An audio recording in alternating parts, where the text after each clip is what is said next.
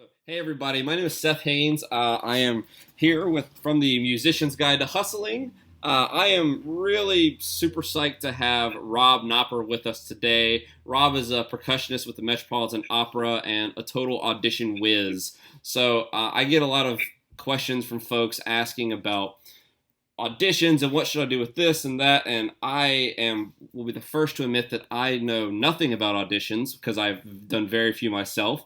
And so I decided to call my buddy who happens to be the audition authority. And so, Rob, would you mind, first off, thanks so much for being here. Would you just give everybody a little introduction to yourself, what you do, kind of your background, and anything for people to get to kind of know you? Well, thank you for having me, Seth. I've been following, your blog, Musician's Guide to Hustling, and I really love the content you have. I think you have a lot to offer to your audience and to musicians. And I've been following. I think you're killing it online. I really so thank you, for having me on. I appreciate it. My name's Rob. I am a percussionist in the Met Orchestra. I'm from Michigan. As you can see, I have my Detroit Tigers shirt on. Representing. So I grew up in Michigan outside Ann Arbor. Studied in high school, studied with a teacher, at Michigan, and timpanist in the Detroit Symphony. I went to Juilliard for my undergrad, and then I went to New World for how long? Sorry. For 1 year. 1 year.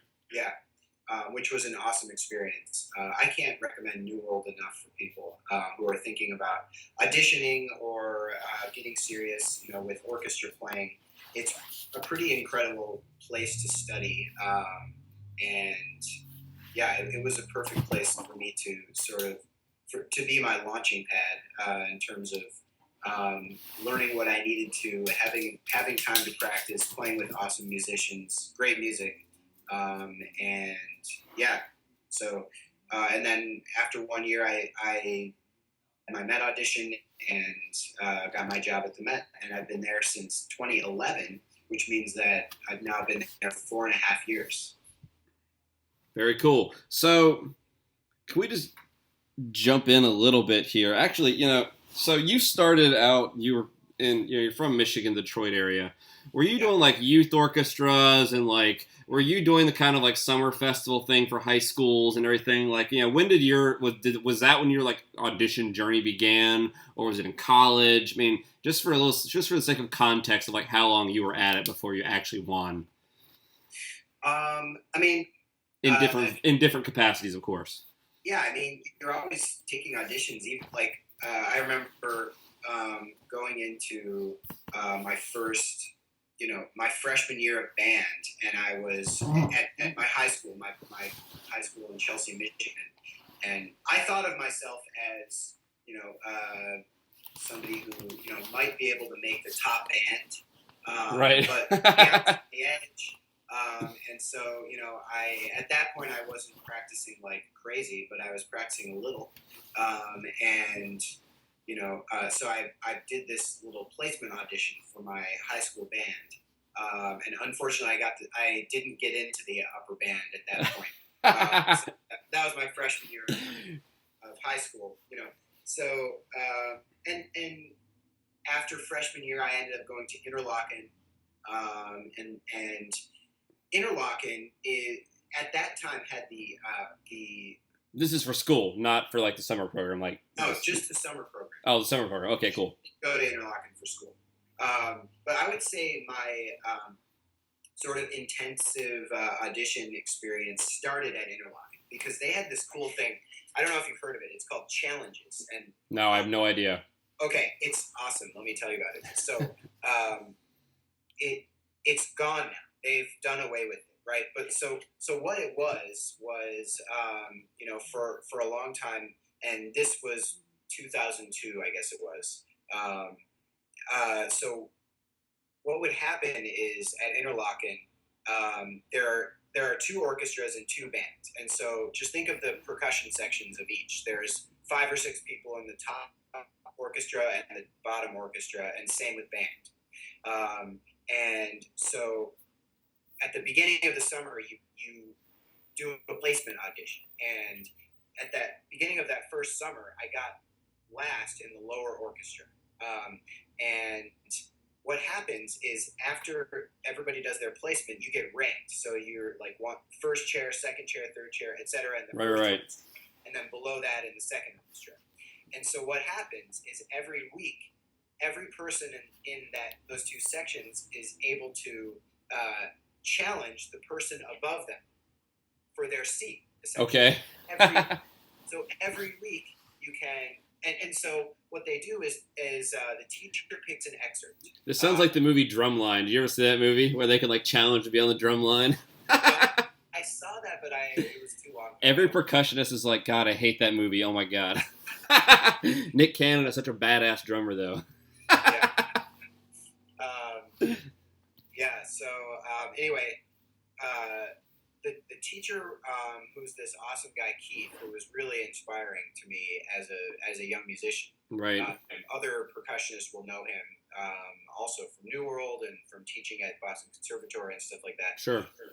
But anyway, so he would pick an excerpt and he would sort of go over it at the beginning of the week, and it's just like one excerpt from the upcoming week of whatever was going to be happening in orchestra that week. Right, the programming or whatever. Yeah, and so the whole week you would practice that one or maybe two excerpts, I think it was. And it was kind of like this laboratory where we didn't know really what was right or what was good, but we just kind of like were put into this simmering like educational pot together, and it was an amazing time of like practicing on your own, figuring stuff out, bouncing ideas off of each other and playing for each other and just trying new things. And then Keith would come in the practice room at some point while we were having a conversation, and he would say, "Show me what you have so far." And right. He wouldn't say that's right or wrong. He would just say, "Get more creative. Try something else. Use a new mallet. Try another metronome technique. Try a different setup with your instrument." And so we ended up doing some crazy things. Like we would have this triangle excerpt where we would like sit on the floor with our backs, like way in the corner with our backs, and like we would cover with a curtain and like right sorts of stuff. At the end of the week, what would happen is the entire section would sit on one side of the room with their backs turned, looking at the wall, and then on the other side there would be the person who was initiating the challenge, and then the person who was essentially defending their seat. Right. Those two people would play in a random order, and then the people on the panel, which is just the section, would vote. And whoever won, either you stayed the same or you switched, right? And so we had a whole series of these. The person at the bottom would challenge the next person, and then it would, you keep going. And if you got knocked down, you sometimes had an opportunity to challenge back up. And so every week, it was just a matter of, how much you practiced and what you figured out and what you could do in that moment. And it was like this perfect combination of competitiveness, but, being social and making these great friends. Right, and the camaraderie and everything. Yeah, exactly. And just experimentation. And that was kind of the summer where I also heard about orchestra as a job. Right. I heard about you can work really hard, have a pretty fair shot at winning an audition, and then there's this thing called the union, which has defended musicians and supported musicians in a way where they there's a select group of orchestra musicians who actually can have a family and have a life, and have a consistent salary. And I thought, out of every possible musical direction, that sounds like what I want. I knew at that point, and combined with the fact that I was just having so much fun, right, with that challenge situation. And so I think that was kind of the beginning of my sort of interest in auditions and orchestra and everything like that. Sure. It's a perfect marriage of the competitive element the artistic element, and then like all of it being towards this life goal. Yeah, totally. So one of the things, and actually for folks that don't know, Rob actually has a very popular site. Is it auditionhacker.com or is it your? It's robknopper.com. I had auditionhacker.com, but I'm migrating all of that over to Rob Knopper, so it's not confusing. Okay, so Rob has a blog that's called Audition Hacker. Don't go to auditionhacker.com. Robknopper.com. We'll put the links in the page. But so I was first introduced to like this.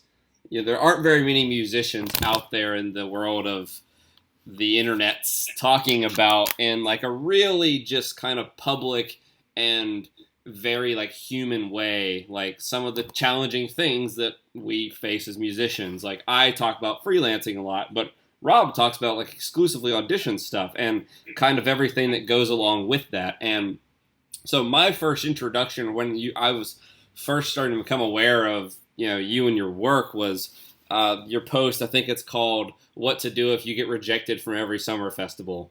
Yeah. Which, from what I understand, was your most popular post ever, or one of them. I think so. Yeah. And so this is the first time I got introduced to that, and something I really love about the way you talk about it, and what I try to do with my site, and is kind of addressing some of the more like taboo things that nobody really wants to talk about. Like people don't really like to acknowledge that, everybody gets asked when they go home for Christmas, probably like, oh, well, what are you doing? How are, like, oh, I'm taking auditions. They're like, I don't know what that means. Or I'm freelancing. They're like, oh, so you're unemployed. And so, but what I really like is that you kind of openly talk about like, the failure part of it. Yeah. Because that's a tremendous part of just any little niche in the classical music or any artistic endeavor at all. I mean, there's just tons of like rejection and failure but it's it's just part of the process, and a lot of people just don't like to talk about it. They kind of like to they don't want to sound vulnerable when saying like, yeah, like it really sucked to prepare for 6 months and they get kicked out in the room in 7 minutes, 3 minutes. So like, can you give an example of some of like your own journey in terms of like, I don't want to say failing, but almost like failing at auditions? I mean, that post you talk about all the, Tanglewood and Verbier and, wherever it is, all these big festivals and things that you apply to and just at some point and didn't go well. Like, can you talk a little bit about like that aspect of this part of a musician's life? Yeah. And what you learned from that you were able to actually like action on to improve. Yeah. Well, I mean, I've been very open about all of my rejections in summer festivals and orchestras and colleges and all sorts of things like that. Because I think it's more of a part of the audition experience than the success is. Right. Because when I was growing up and taking lessons and being in college and stuff like that, figuring out how to take auditions and how to work on auditions and prepare, you kind of got the sense that there were some people who could figure it out, were really good at it, and they were like this legendary upper tier of like, Greek gods who made their way in. And then there was like this sort of like people on Earth, like just like kind of trying to climb up the ladder into that area, but just not ever making it. And of people who have these big jobs, I remember specific teachers and professionals. You think of them as kind of like these legends who can do no wrong, and the reason for that is because they're, first of all, they're awesome and they're amazing people and musicians, and then they teach these classes. And I remember going to a class at Rutgers one time with a bunch of great teachers from the Philadelphia Orchestra. And there were like 40, 50 of us, like, peon students who were just like, oh my God, did you see how he like held the triangle a little bit to the side that time? Wow, my head is, my brain is exploding.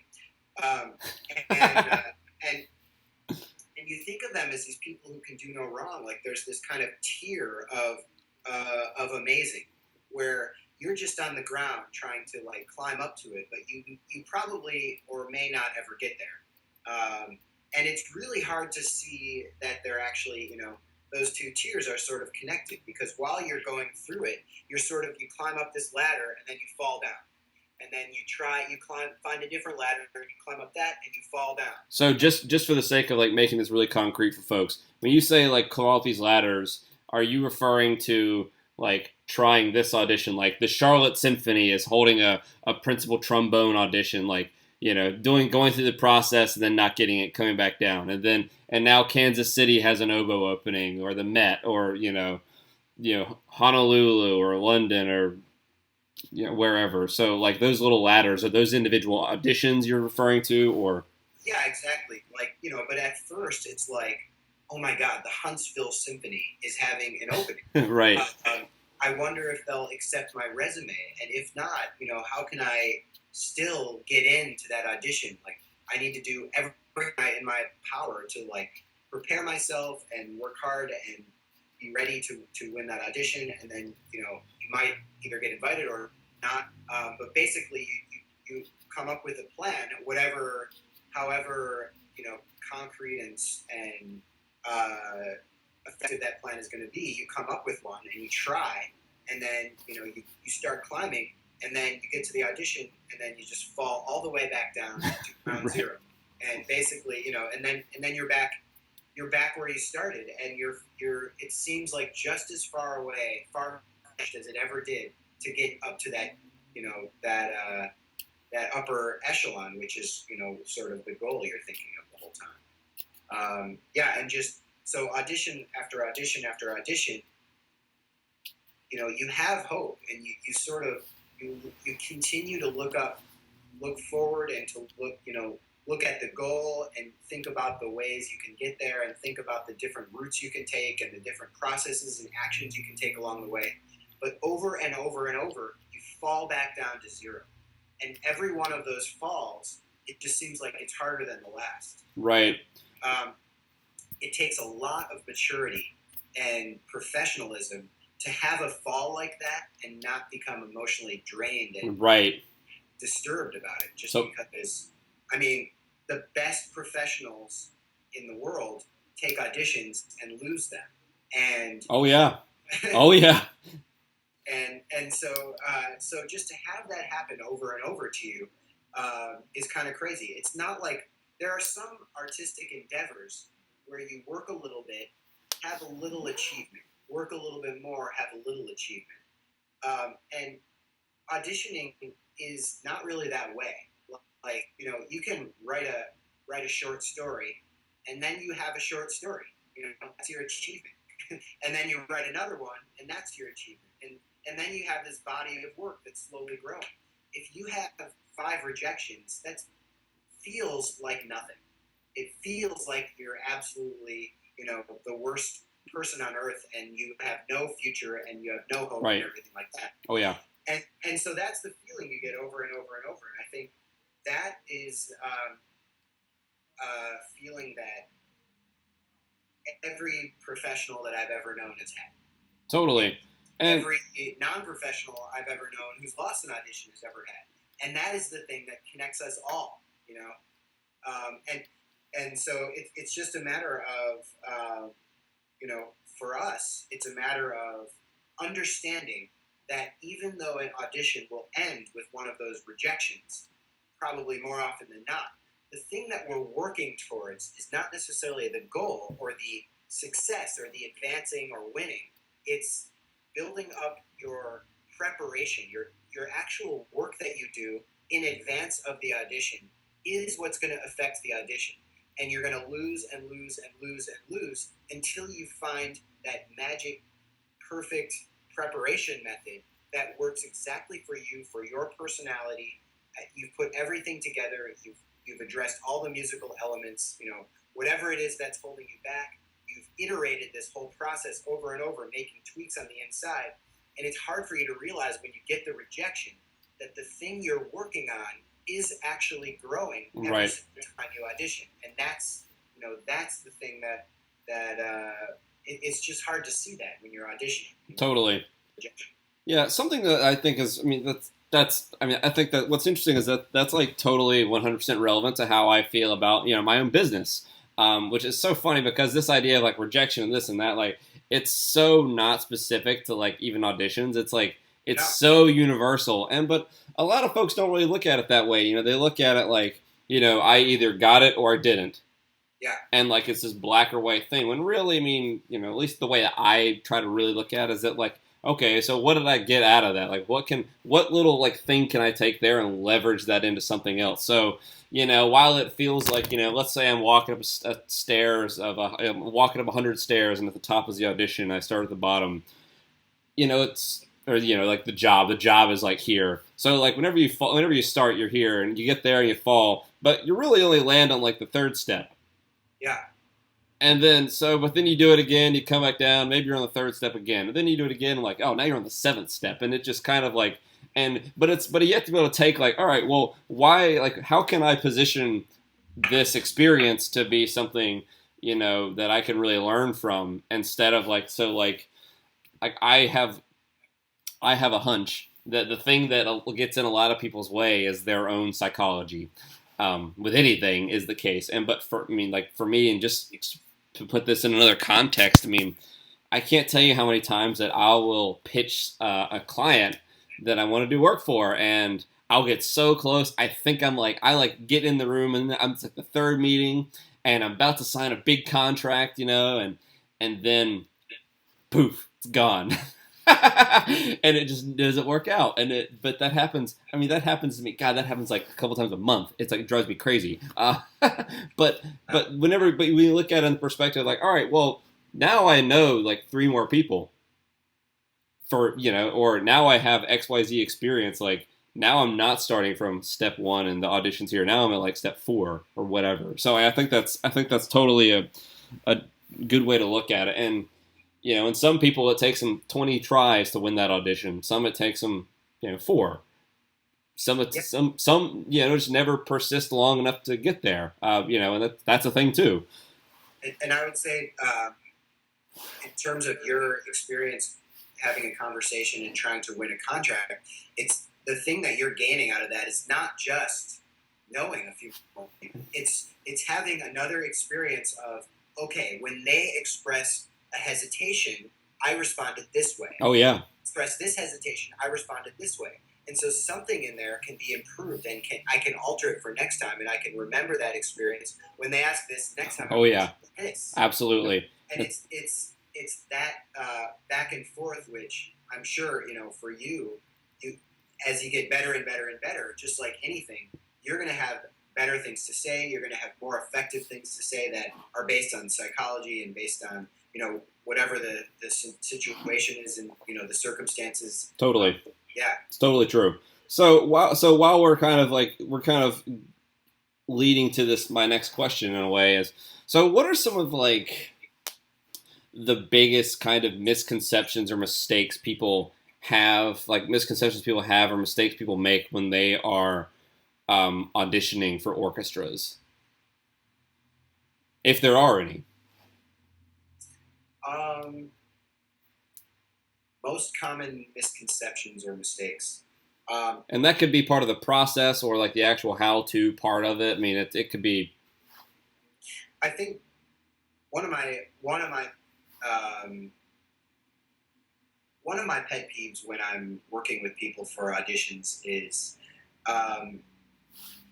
they take the audition and they're done, and they say they got rejected or didn't advance. Sure. And they come back and they say, I did everything I could. I practiced a lot. I worked really hard, and I don't get it. And to me, my mind just starts spinning, because in the back of my, in the front of my mind, I'm thinking, okay, first of all, I need to console this person a little bit, right, feel better, so that they can transfer, they can convert this rejected feeling into working harder for next time. But in the back of my head, my mind starts spinning because I'm like, okay, you think you did everything? Well, did you try these 20 metronome techniques? Did you try, like, did you actually try everything that you possibly could to make your pitch better, to make your, rhythm better? Did you do, 42 mock auditions? Like, was there anything at all in your audition process, not even that could be better, just that could be different in your actual step-by-step action item list that could have been different? Because if you think that you did a great job preparing and you don't know why you're not getting there, then that has a reflection on your ability to think of things to do. Right. And to me, I think so. One of my big pet peeves is people who think that it's just simple hard work and trying it over and over will get them to win a job. They're just waiting. They're doing the same thing over and over, right, waiting for the orchestra to choose them, and they think that's the right method to get there. And you're just supposed to wait. Right. Some orchestras you don't gel with or whatever. Instead, and this is how I always looked at it, and this is how I really try to teach, is every audition is an experiment. And the whole point of taking audition after audition after audition is you can try to do things in a new, varying way. You can add some kind of actions, or you can tweak some of the individual steps along the way. And every time you do a preparation process, you do it in a way that tries to address the things that went wrong last time. And then you have this preparation process, and at the end, it's an experiment, and you test the experiment by going to the audition and seeing what happens. Right. And I get a little, not annoyed, but just, it's just one of my pet peeves when people say, or have this perspective that they did their part. Right. The game. Yeah. Everyone else is the problem, right? Yeah, and that has this way of manifesting itself. It's all where they find all of the things that could possibly be at fault, besides just the fact that they're on this experimental audition journey and they had one rejection just now. Maybe it was like, so and so knew the audition panel, person. So right. Playing there the night before, and then they made me stay in this warm up room for an hour, and I lost my mojo or whatever. Yeah. And the audition mojo. Yeah. Yeah, and so I think that's one of the misconceptions is that you should just prepare in the way that you should prepare, and do it over and over until you win an audition. And the truth is that there's no one formula. Right. I'm even saying that, having this online preparation course called Formula, the audition. Right. But the whole point of that formula is to sort of give people a place to start, and then teach them how to dive into each part of it along the way and tweak things. Right. And therefore getting better and better with the scientific method, every single time. Right. Well, and that's something I think what you said is really interesting. A lot of people, I think there's this just kind of, everybody. I mean, that I do this, I try not to, but I do this. I know some super successful people that do it, and I know a million like younger folks, students, college students or high schoolers that are going into things, and they tend to look at everything as very black and white. Like, like just an example of this where, we talk about like a formula. It's like, yeah, well, it's not like I say XYZ thing and like that's going to work in every single circumstance, but it's more of like looking at it as like a toolkit is kind of how I think about it. And like, how can I take like like this thing from here and this experience and, shift it and apply it elsewhere. And so like, I think it's an interesting thing because I remember, excuse me, I think it's just like a really interesting thing of where people tend to take things really literally and then blame that.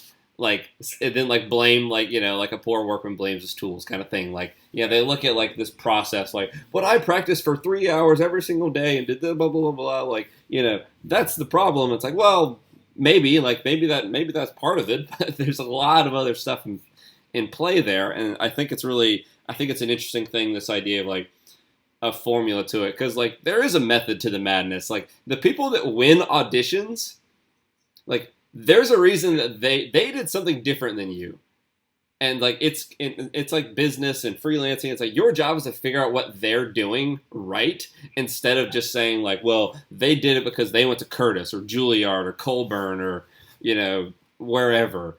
And like I think that's a really interesting thing, because I know so many people that, like, you talk to people that even when you're auditioning for schools, they're like, well, I'm probably not going to get in there because I have never studied, like, this person studied with the teacher at Aspen or whatever.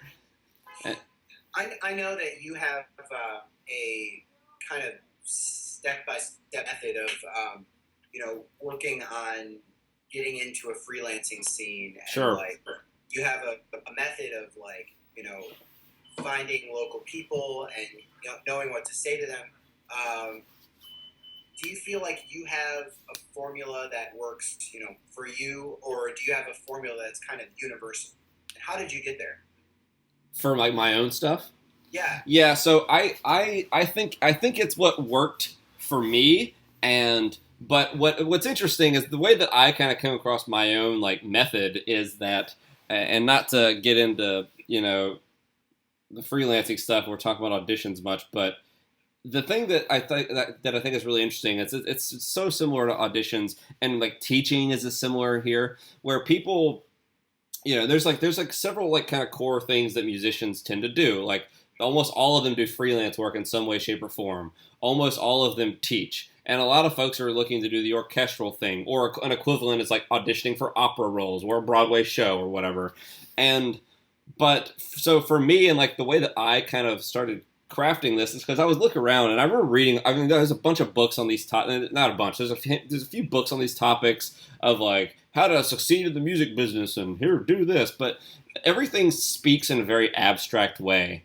And I mean, it's my own experience and just having a million friends that do this kind of stuff. Like, they're trying to freelance and they say they're trying, but then you ask them what they're doing and they don't have anything. They're not doing anything. They're waiting around for something to happen. Yeah, like oh, my phone's just magically gonna ring someday if I just sit here and practice my excerpt for just longer. It's like, right. I mean, there are things that are like really relevant in the like freelancing space, and there are things that are completely different if you're trying to audition, like, and like the relationship to the work. I think because for freelancing, it's like, it's not as important almost as like how well you play. Obviously that's a big part of it, but people hire who they like and who they know and who they trust.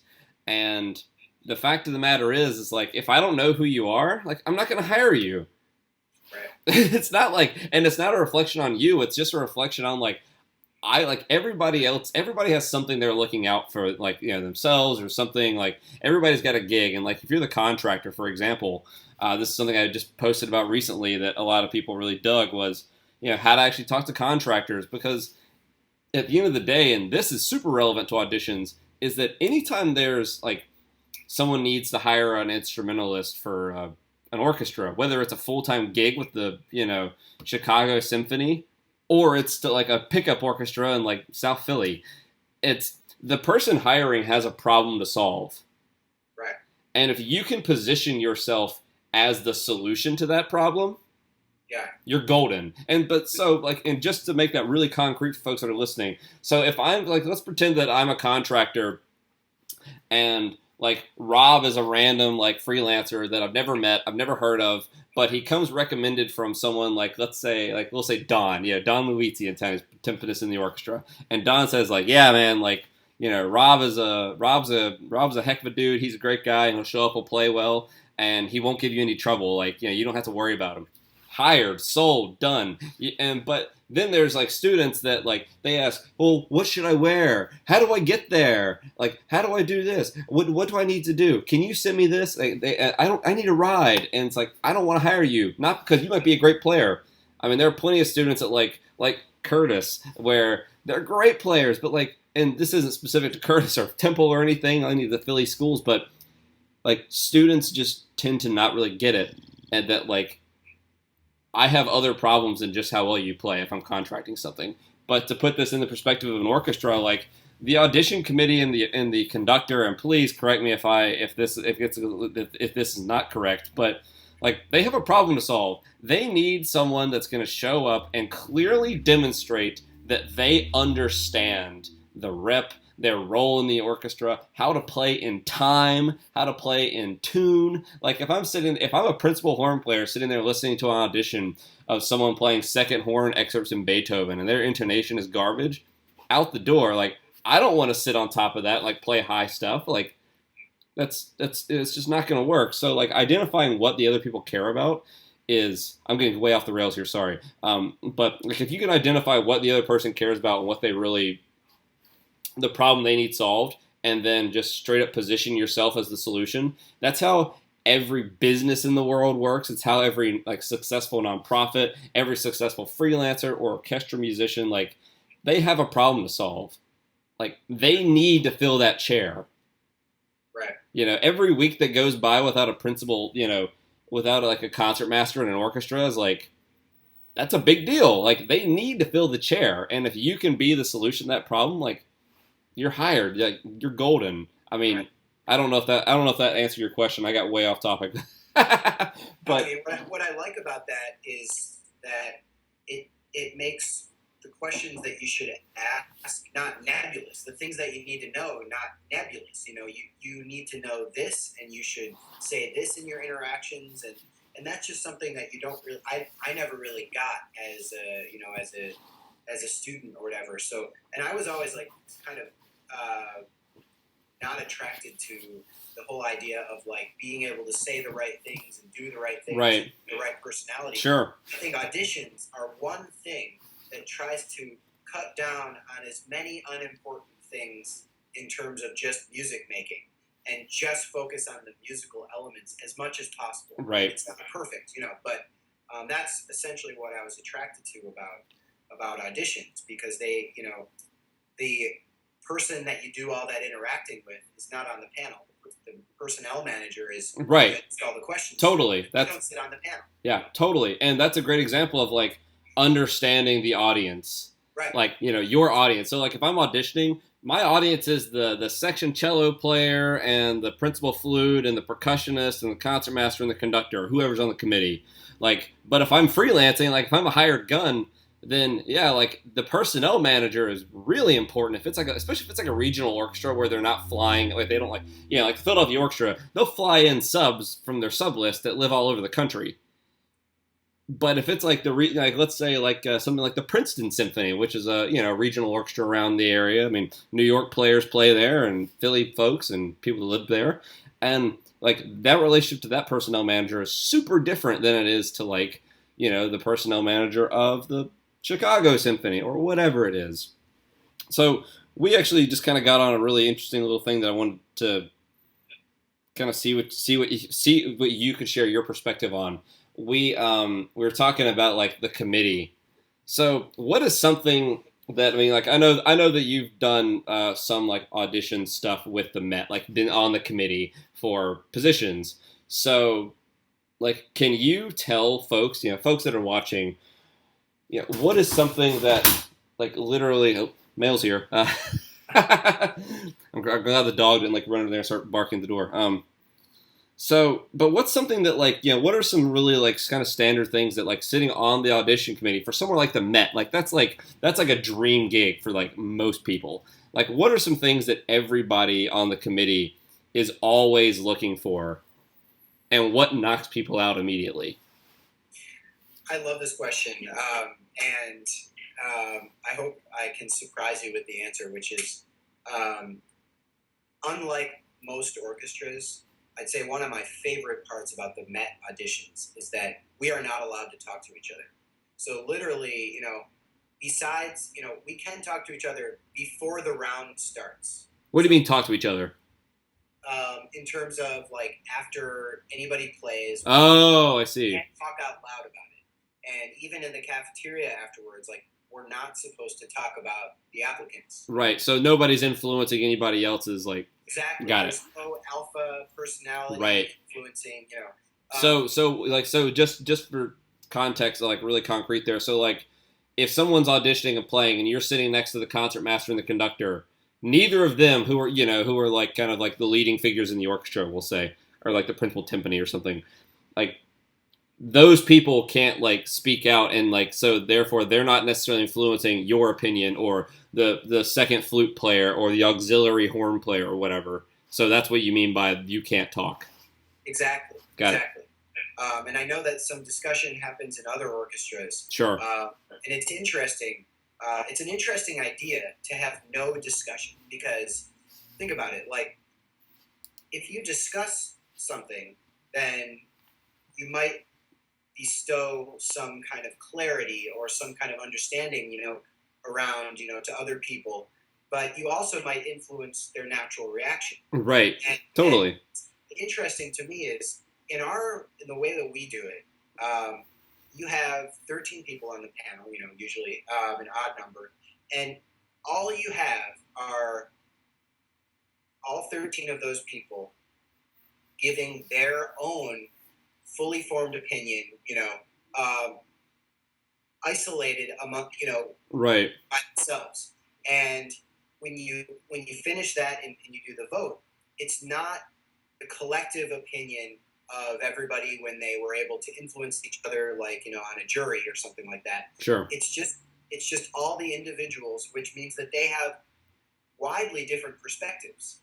And so what's interesting is that you actually can't find a way to play to please everybody. There's not one thing that can please everybody, because people are listening for different things. Right. And as each person, and I experience this, whenever I listen to auditions, each person on the panel, as they listen, their mind is sort of careening through a stream of consciousness. Sure. And it goes through different musical elements.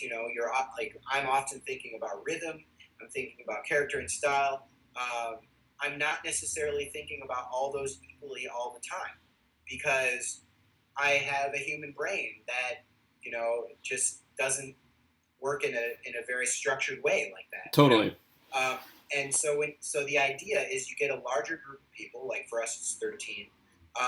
Is that a normal size of for like a major orchestra audition? Is it typically a larger panel like that? I mean, that might be a small panel. I have no idea. Like, how many are typically on it? Well, I think there's some European orchestras where the entire orchestra comes to every audition. Oh my god. But wow. For us, for the U.S., that sounds pretty standard to me. Okay. I had no idea. That's interesting. There's a lot of differences in terms of who the panel is made up of. Sure. A lot of times the conductor is involved. Conductor doesn't usually come to our auditions unless it's concertmaster. Right. And there's no weighted, one person doesn't get extra clout in terms of the vote. It's all just very democratic. And it's interesting because when you're working on your excerpts and you're working on how to figure out how to play for that, widely different group. Sorry, 1 second. Sure.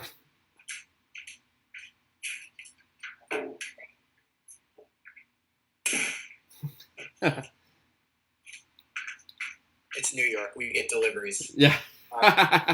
So, when you're trying to figure out how to put together your excerpts so that you can please this varied group of people, not all of whom play your instrument, not all of whom are thinking along the same lines, all of whom, were going through school at a different era. Yeah. Addition, some of them went to school literally in the 40s. Yeah, totally.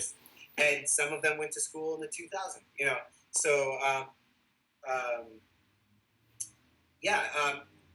what you have to try to do is you have to try to isolate all of the things that they could possibly all be thinking about, and like the different musical elements. Like Sure. a lot of them are thinking about rhythm a lot of the time. A lot of them are thinking about intonation, style, character, dynamics. Right. There's sort of the categories of the objective elements that they're looking at on the page that you have to follow, because maybe you can make a couple, mistakes here and there in terms of, maybe you miss an accent, but somebody's not thinking about accents at that moment. They're trying to focus in on character.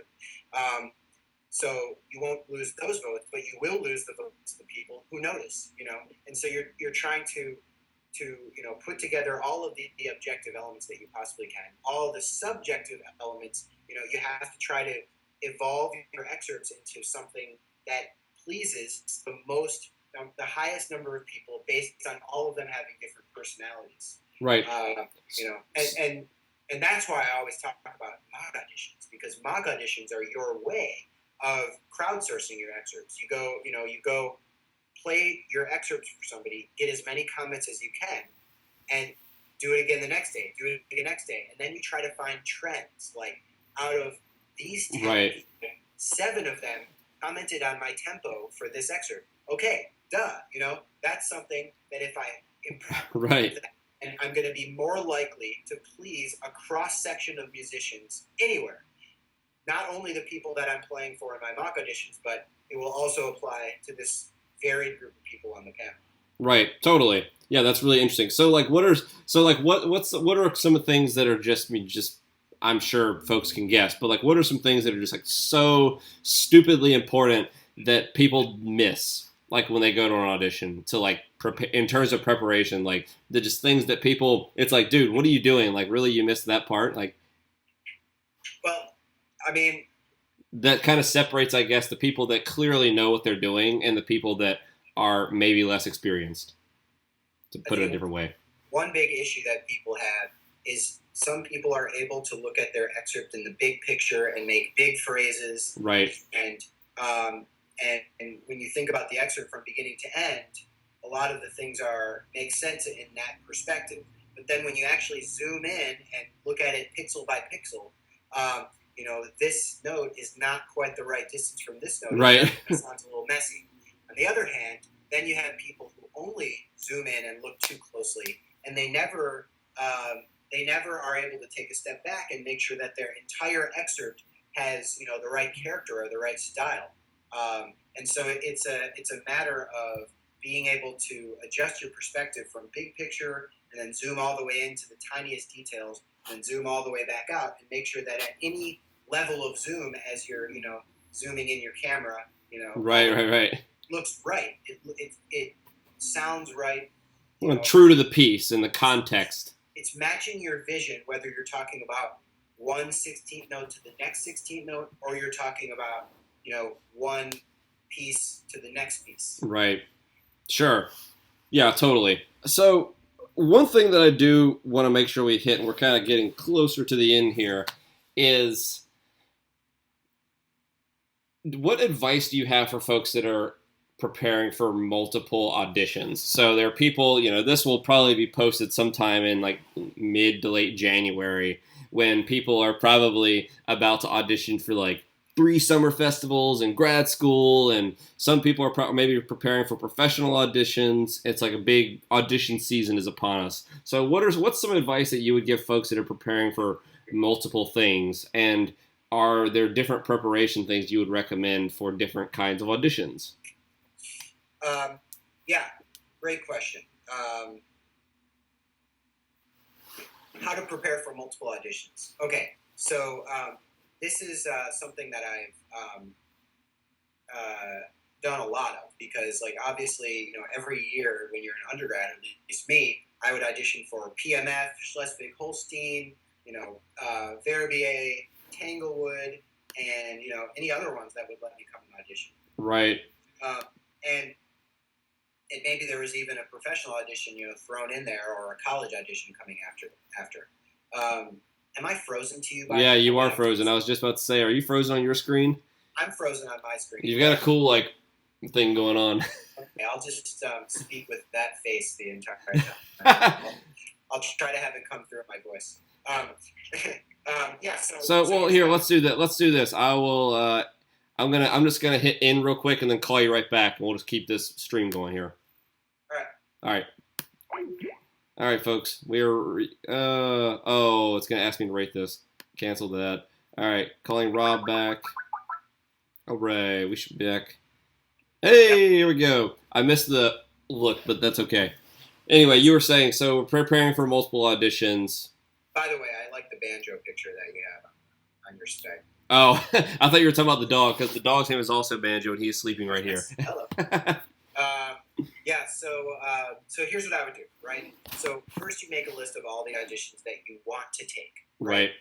And then you make what I call a compiled audition list. And this is just like a basic audition list.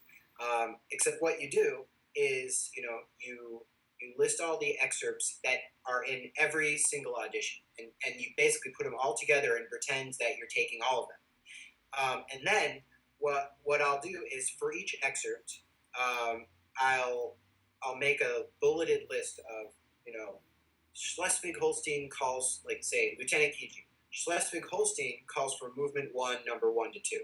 PMF calls for movement 1, numbers 1 to 2. Right. Tanglewood calls for movement 1, number 1 to 2, number 13 to 14, movement 5, this and that.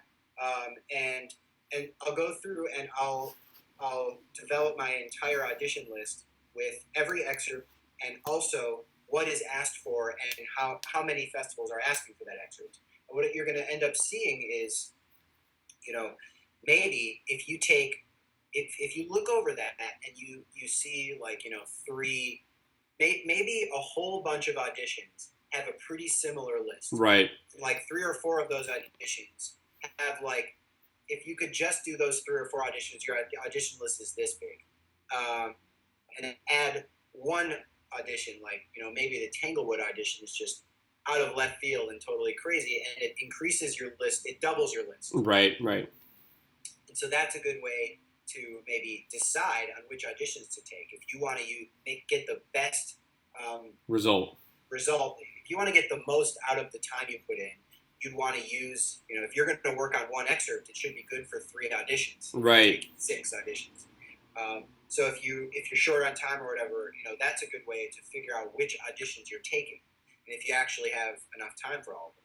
But after that, I just look at it as one big list, and I do batching. So I'll take all of those excerpts, and I'll study. Once I've decided on what auditions I'm taking, then I'll study all of those excerpts, and then I'll learn all of the notes, and then I'll self-record all of them, and then I'll do mock auditions.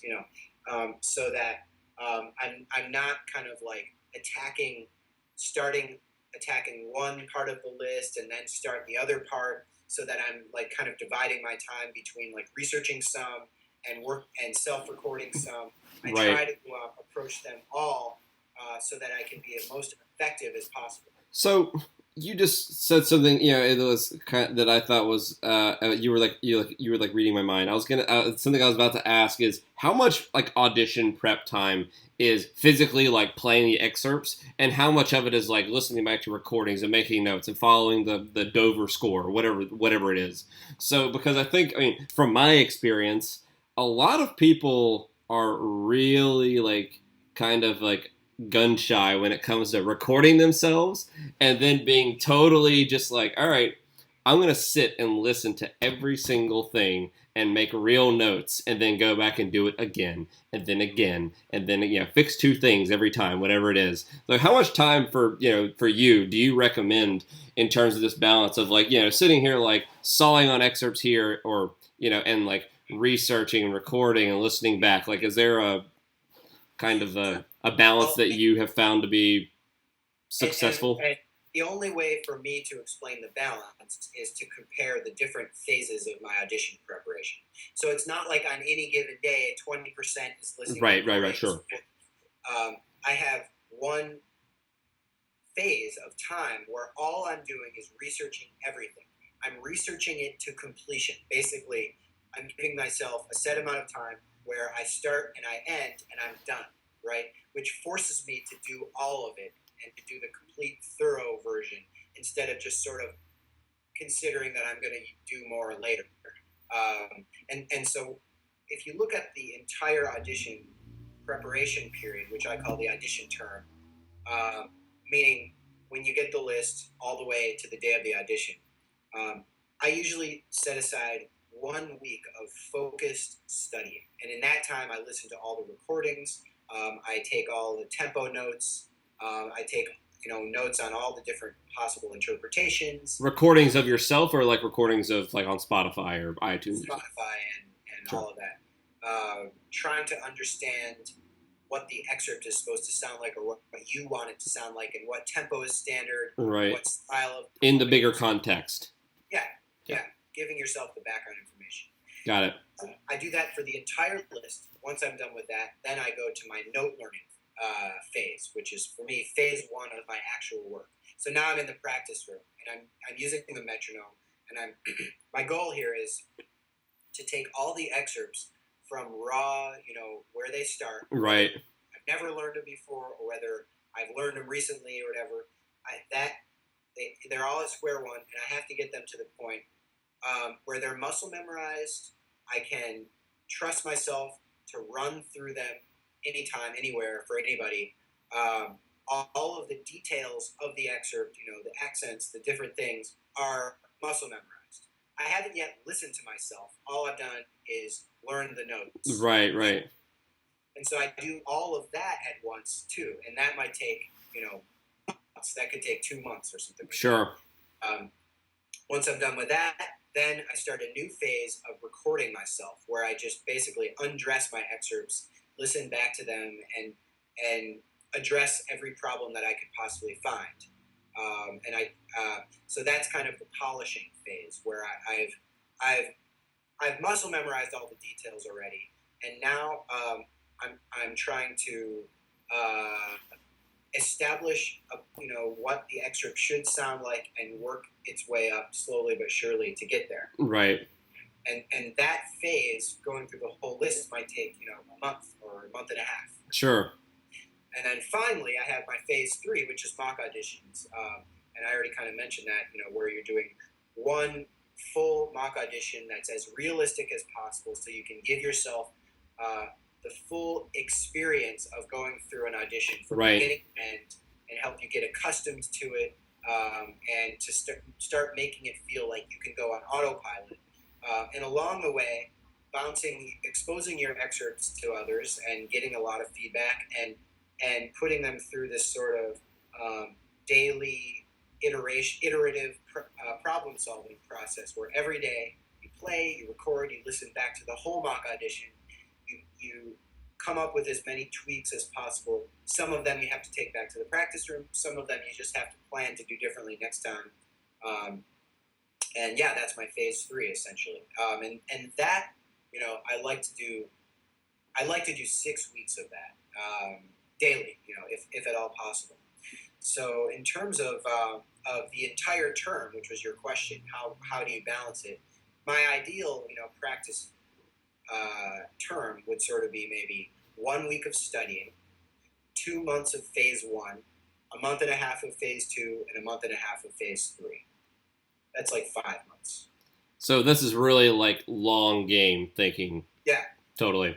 Exactly. Yeah, and again, I think we come back to our stair analogy almost, where people be like, "Oh my God, you spend 6 months preparing for one audition," but it's like, yeah, okay, but then you go, but again, we're here. Here's the audition. Here's the job. You've gone up the ladder. You fall down, but this is where like now you land on step 16. Like you don't need to learn the notes on certain excerpts at a certain point. But then when as you continue replicating the work, and let's say someone's like live auditioning, like they're taking an audition every other, like they're taking 5 or 6 auditions a year, like big ones, or whatever's available. And but like again, I think because people are probably like, "Oh my God, that's so long, I can't do that," and it's like, yeah, well, if you tell yourself you can't, then yeah, that's true. You go, yeah. Why can't you? Yeah.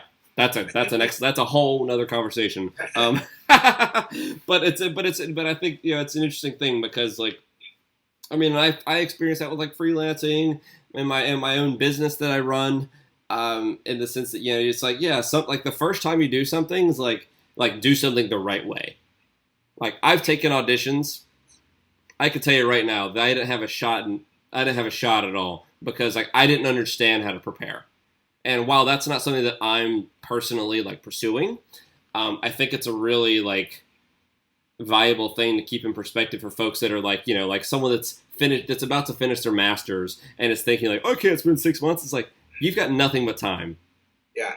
Like, get serious about it. If you really want to like commit to it, like it's yours for the taking if you choose to like kind of go about it that way, in my own thoughts. My own opinion, at least. So I had a couple of questions from folks that were reading, and we could just kind of hit these real quick because I don't want to take. We're getting. I don't want to take too much of your time here. You've already been very generous with it. So the first question I actually had from someone that I thought was an interesting question that you don't really. Oh yeah, I never really hear anybody talk about this. So the question is: there ever a good reason? Well, she asked us in an interesting way. She said, "Is there ever a good reason to crash an audition?" I don't really know what that means. Maybe you do. But then she said, what do you do if you don't get invited? Yeah, crashing the audition is just when you don't get invited, it's like wedding crashing, Just show up and say, all right, I'm ready to play. Just show up. Yeah, I mean, I never crashed an audition, I don't think. But I've heard of people who have done well and won those auditions that they crashed. So, I mean, I would never, if that's your dream job and that's all you want in your life, I would never say, don't crash it. I would say just be very prepared to just be turned away. Right. Yeah. Go there with expecting to be turned away and just hoping for that small chance. Well, and if you go there and they add you to it, like, I mean, this is from like a professional perspective, like, you better be ready to like knock it out. Yeah.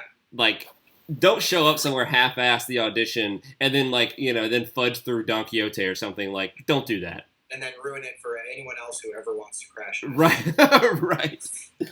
So like, let's say that like let's say someone is finishing their like masters or DMA or they're a freelancer now. They don't have a lot of experience and they want to take, like, they're a great player and they want to take an audition for something like, let's say like the Atlanta Symphony has an audition and they don't get accepted. Like what's something people can do to kind of help get them in the door? Make a good audition tape. I mean, okay, like basically, when those orchestras are trying to filter out the people who can come to the audition, who are invited to the audition, who aren't invited to the audition, there's this middle group.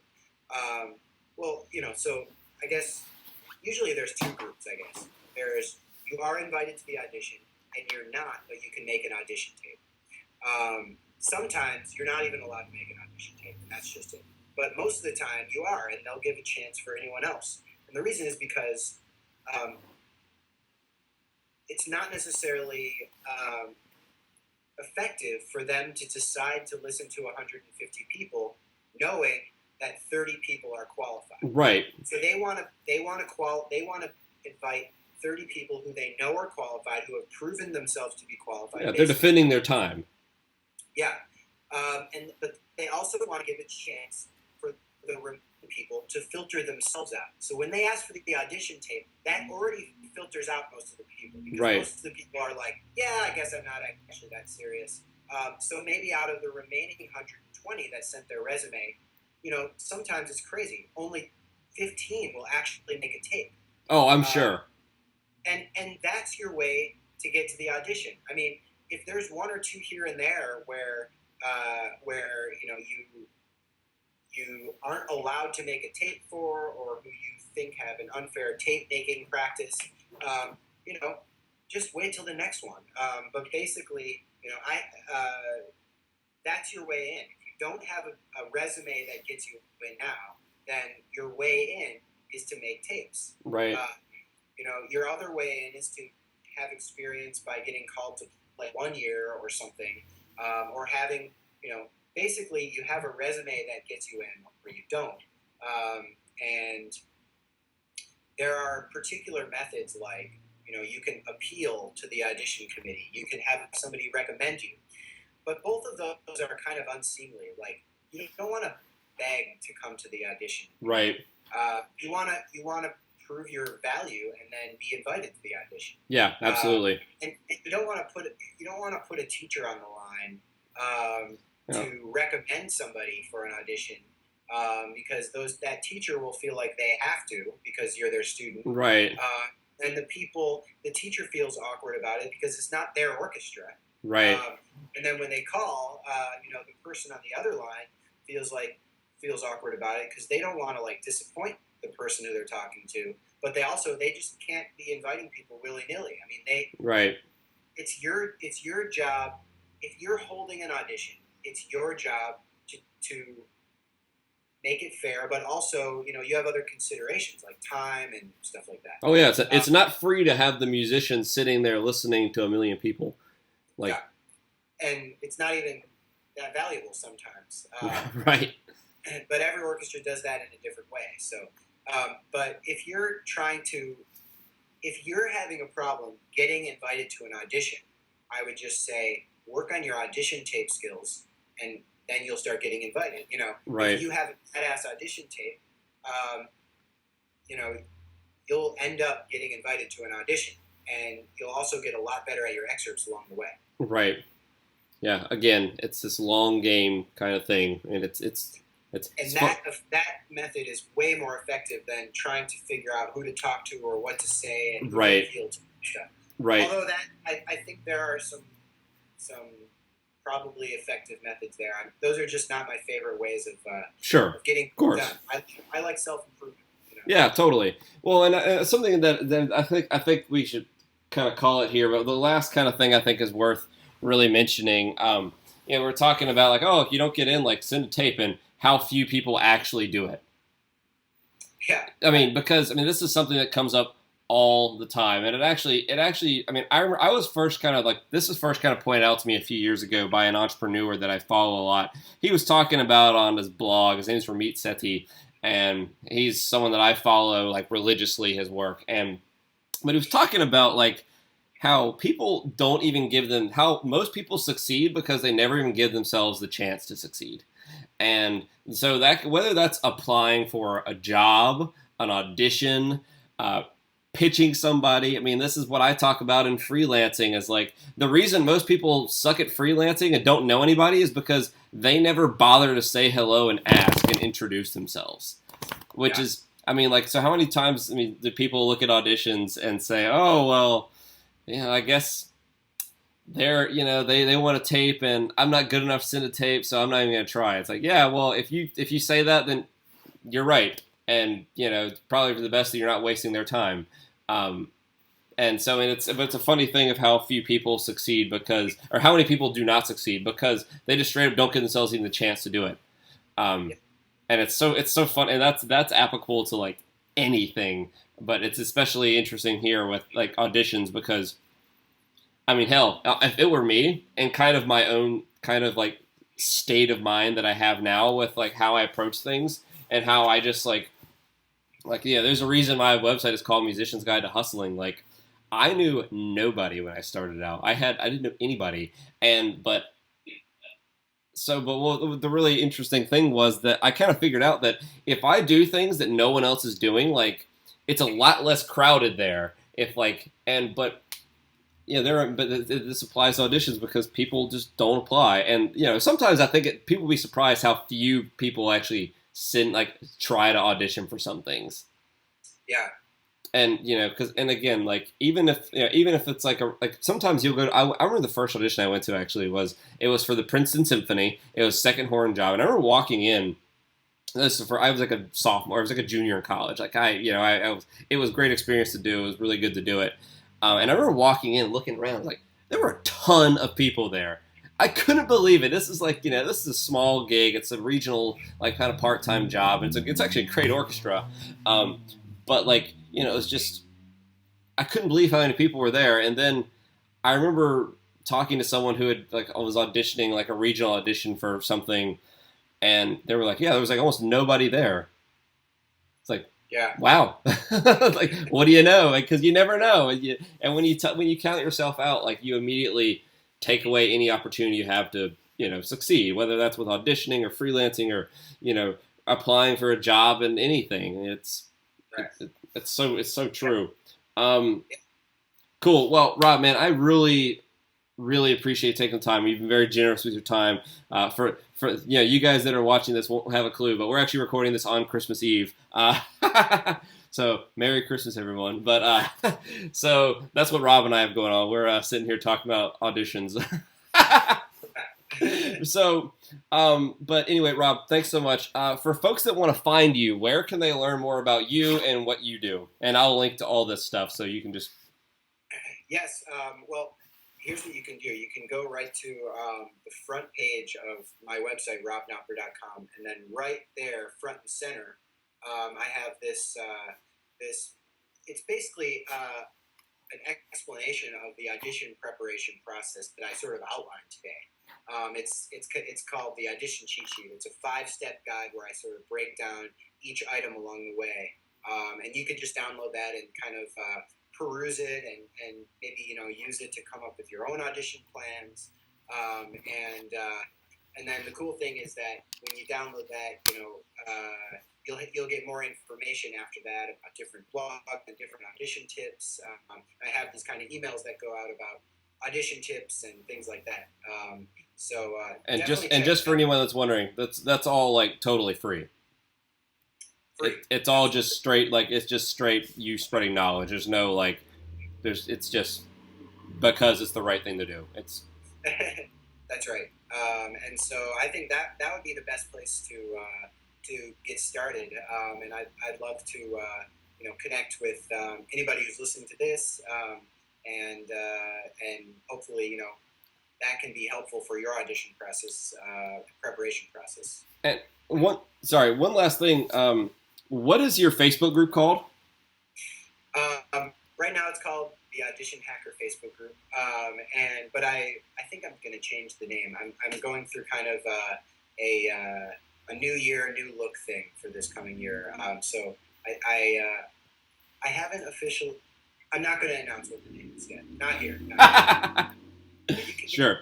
So Facebook.com/groups/audition hacker, and it really is a good place to talk about auditions. It's a place where people with all different instrument tribes can come together and kind of compare notes and compare strategies and audition methods. It's a community around this topic. Yeah, exactly.